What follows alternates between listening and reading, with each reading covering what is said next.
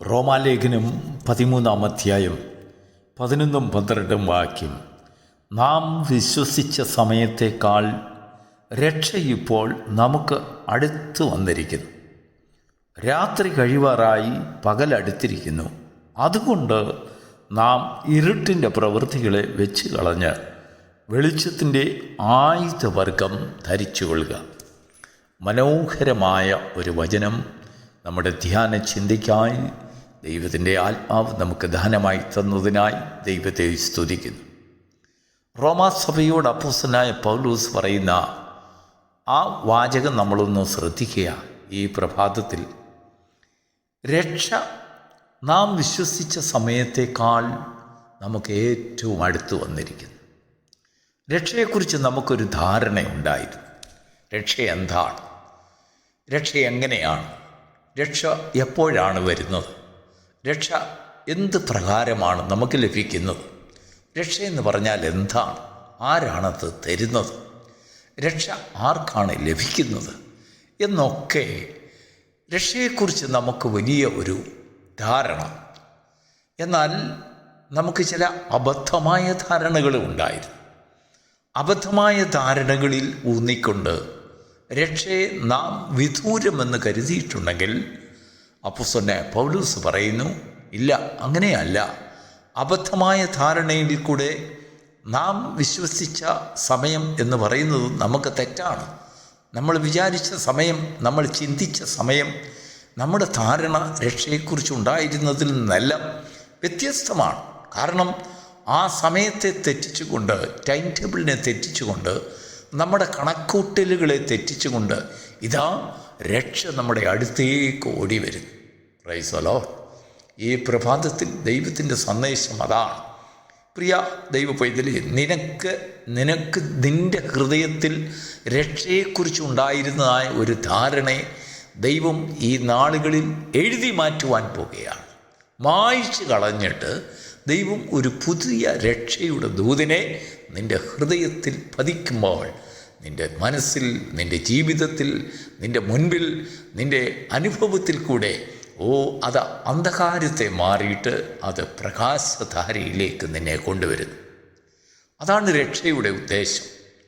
അപ്പോസ്തലനായ പൗലോസ് പറയുന്നു, ഒന്ന് നോക്കും, നിങ്ങൾ സമയത്തെ അറിയായികയാൽ തന്നെ നാം വിശ്വസിച്ചതായ രക്ഷ ഇപ്പോൾ നമുക്ക് അധികം അടുത്തിരിക്കുന്നു. സമയത്തെക്കുറിച്ച് നമുക്ക് വലിയ ധാരണയൊന്നുമില്ലായിരുന്നു. പല കാര്യങ്ങളും നമ്മൾ ചെയ്യേണ്ടത് ഉറക്കത്തിൽ നിന്ന് ഉണരുവാൻ നാഴിക വന്നിരിക്കുന്നു എന്നിങ്ങനെ. ദൈവത്തിന് സ്തോത്രം. അങ്ങനെ ഒരു നാഴികയെക്കുറിച്ച് നമ്മൾക്ക് വിചാരമില്ലാതിരുന്ന ഒരു കാലത്താണ് നമ്മൾ ജീവിച്ചു കൊണ്ടിരുന്നത്. നോക്കൂ, രക്ഷ നമുക്ക് അടുത്ത് വരുമ്പോൾ എന്താണ് സംഭവിക്കുന്നത് നോക്കൂ. രാത്രി കഴിവാറായി, പകലടുത്തിരിക്കുന്നു. അതുകൊണ്ട് നാം ഇരുട്ടിൻ്റെ പ്രവൃത്തികളെ വെച്ച് കളഞ്ഞ് വെളിച്ചത്തിൻ്റെ ആയുധവർഗം ധരിച്ചു കൊള്ളുക.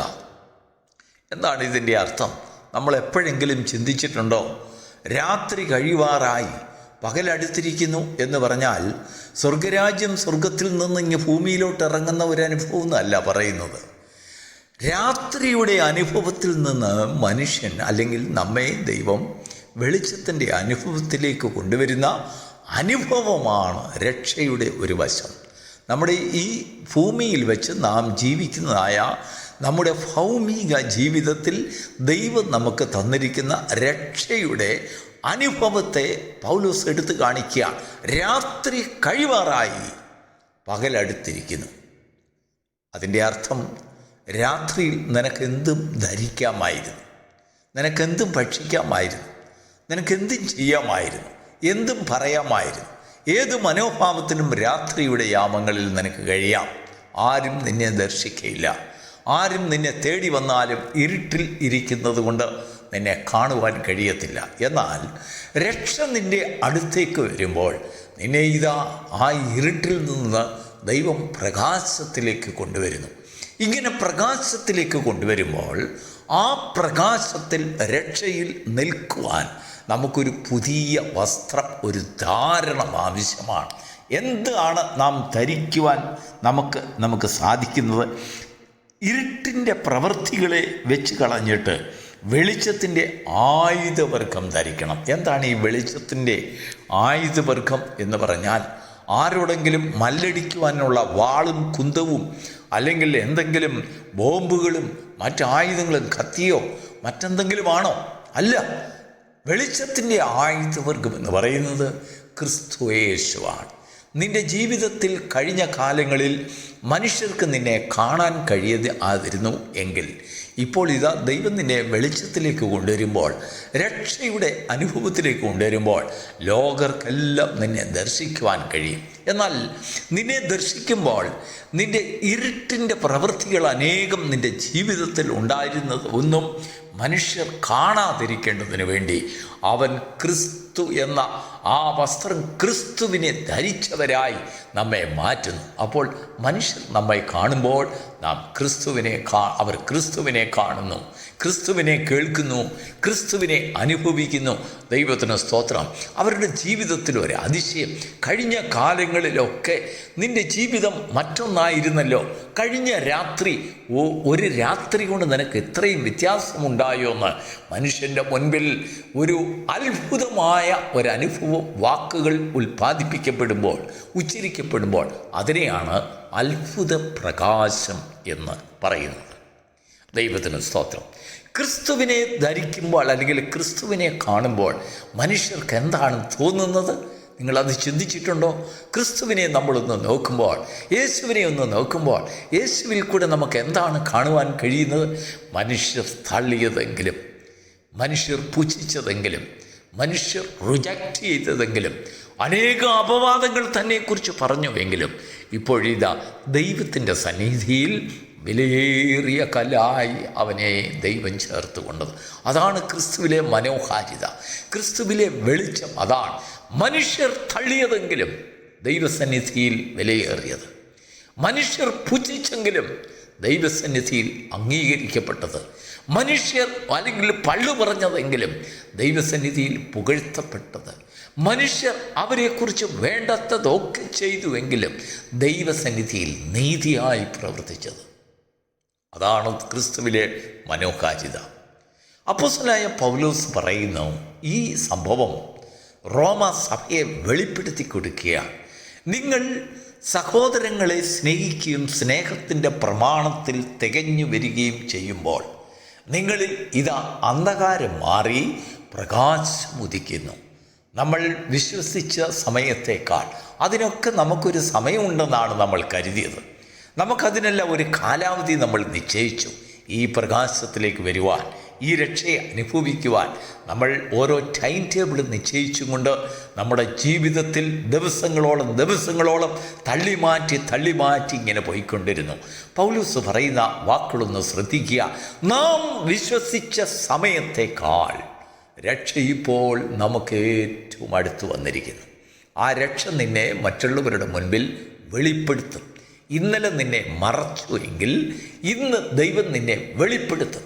നിൻ്റെ ജീവിതത്തെ മറ്റുള്ളവരുടെ മുൻപിൽ വെളിപ്പെടുത്തുമ്പോൾ നീ ആരെന്നുള്ളതായ ഒരു ദർശനം മറ്റുള്ളവർക്ക് കാണും. പക്ഷെങ്കിൽ ആ സമയത്ത് നീ ലോകരാൽ നിന്ദിക്കപ്പെടാതിരിക്കേണ്ടതിന്, നിൻ്റെ കൂട്ടുകാരാൽ അവഗണിക്കപ്പെടാതിരിക്കേണ്ടതിന്, ലോകത്തിൽ നീ മാന്യതയുള്ളവരാക്കി തീർക്കേണ്ടതിന് ക്രിസ്തു നിൻ്റെ മേൽ വന്ന് ധരിക്കപ്പെടുന്നു. അതാണ് രക്ഷയുടെ ധാരണം. ദൈവത്തിന് സ്തോത്രം.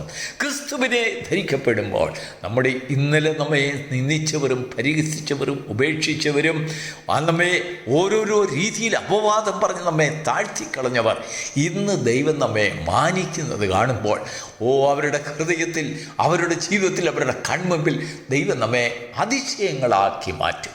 ഇങ്ങനെയുള്ള ദൈവത്തിൻ്റെ പ്രവൃത്തി ഇന്നലത്തേക്കാൾ ഇന്ന് അടുത്തു വന്നിരിക്കുന്നു. വീണ്ടും പൗലോസ് പറഞ്ഞതായ വാചകം നമുക്ക് മനസ്സിലാകുന്നില്ലെങ്കിൽ വീണ്ടും ആ രണ്ട് വാക്യങ്ങളൊന്ന് വായിച്ചു നോക്കൂ. അതിലെ മനോഹാരിത നമ്മുടെ ജീവിതത്തിലേക്ക് ഊഴ്ന്നിറങ്ങി വരുന്നത് നമുക്ക് മനസ്സിലാക്കുവാൻ കഴിയും. നമ്മളിലെ അന്ധകാരം മാറിയതിന് ശേഷം നമ്മളിലേക്ക് ഒരു പ്രകാശധാര വരുന്നതായി കാണും. ഒരു പ്രാവശ്യം വായിച്ചു, മനസ്സിലായില്ല. 2 പ്രാവശ്യം വായിച്ചു, മനസ്സിലായില്ല. 3 പ്രാവശ്യം വായിച്ചു, എന്തൊക്കെയോ അതിൽ നിന്ന് വാതിലുകൾ തുറന്നു വരുന്നത് പോലെ നിനക്ക് തോന്നുന്നുണ്ടെങ്കിൽ അതാണ് രക്ഷ നിൻ്റെ സമീപത്തേക്ക് കടന്നു വരിക. ദൈവത്തിൻ്റെ വചനത്തിൻ്റെ പ്രവൃത്തി അങ്ങനെയാണ്. നീ കേൾക്കുമ്പോൾ ഒരു പക്ഷെങ്കിൽ നിനക്ക് മനസ്സിലായി കാണത്തില്ല. വീണ്ടും വീണ്ടും കേൾക്കുക, വീണ്ടും വീണ്ടും രുചിച്ചറിയുക, വീണ്ടും സ്തുതിക്കുക. ദൈവത്തിൻ്റെ വചനത്തിൻ്റെ ആഴത്തിലേക്ക് കടന്നു വരുമ്പോൾ ഇതാ നാം അറിയാത്ത ഒരു വാതിലിൽ കൂടെ ഒരു പ്രകാശം നമ്മുടെ ഹൃദയത്തിലേക്ക് കടന്നു വരുന്നു. അത് നമ്മെ മാറ്റുന്നു, അത് നമ്മെ വ്യത്യസ്തമുള്ളവരാക്കി തീർക്കുന്നു, അത് നമ്മെ വ്യത്യാസമായ അഭിപ്രായമുണ്ടാക്കുന്നു. ഇന്നലത്തെ അഭിപ്രായമല്ല ഇന്ന്, ഇന്നലത്തെ പ്രവൃത്തികളല്ല ഇന്ന്, ഇന്നലത്തെ ചിന്താഗതികളല്ല ഇന്നലെ നമ്മളെ മറ്റുള്ളവർ നിന്ദിച്ചത്, അപമാനിച്ചത്, തള്ളിയത് ഓർത്ത് നമ്മൾ ഭാരപ്പെട്ട് കലങ്ങി ദൈവസന്നിധിയിൽ കണ്ണുനീരൊഴുക്കുന്ന ഒരു വ്യക്തിത്വമായിരുന്നു എങ്കിൽ ഇതാ ഇന്ന് പ്രഭാതത്തിൽ ദൈവം നിന്റെ സ്ഥിതിയെ മാറ്റി നിനക്കൊരു പുതിയ ഒരു മുഖം നിനക്ക് തരുന്നു. രക്ഷ നാം വിശ്വസിച്ച ദിവസത്തേക്കാൾ അടുത്ത് വന്നിരിക്കുന്നു. നിന്റെ വിചാരം നിനക്കത് ലഭ്യമല്ലാതാകുമെന്നായിരുന്നു, നിന്നെക്കൊണ്ടതിന് പ്രാപ്തിയില്ലെന്നുള്ളതായിരുന്നു നിന്റെ ചിന്ത.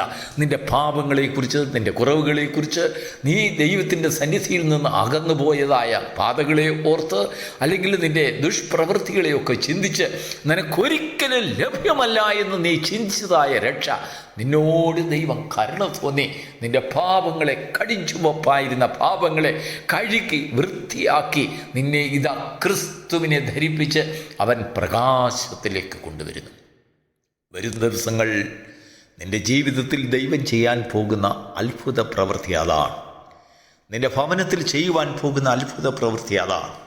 നിന്റെ തലമുറകളിൽ ചെയ്യുവാൻ പോകുന്ന അത്ഭുത പ്രവൃത്തി അതാണ്. എന്താണെന്നറിയാമോ? ആ അന്ധകാരം മാറ്റിയതിന് ശേഷം നിന്നിലേക്ക് പ്രകാശം കൊണ്ടുവരുന്നു.